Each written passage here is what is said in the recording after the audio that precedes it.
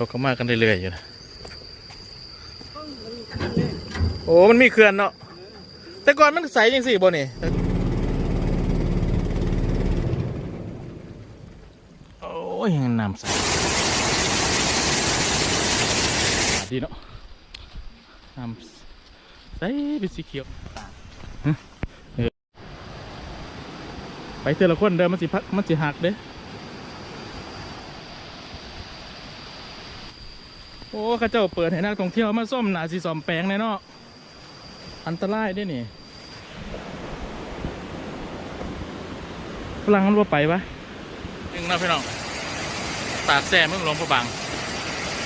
งามอยู่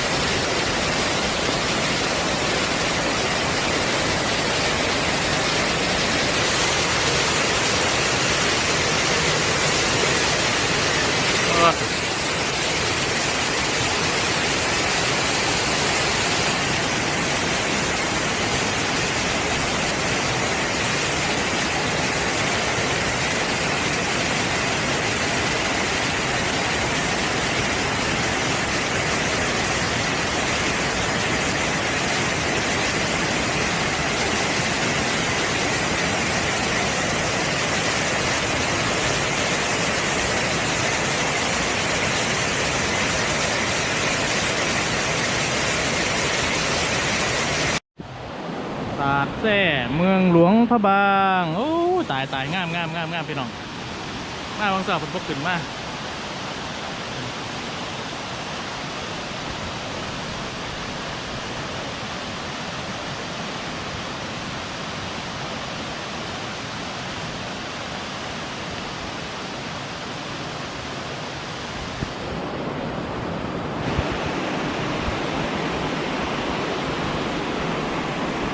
ว้านั่นเลย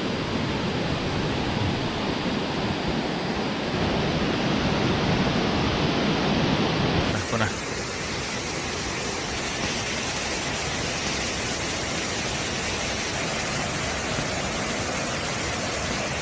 ขวาซ้ายขวาน่ะตรงนี้สุดยอดเลย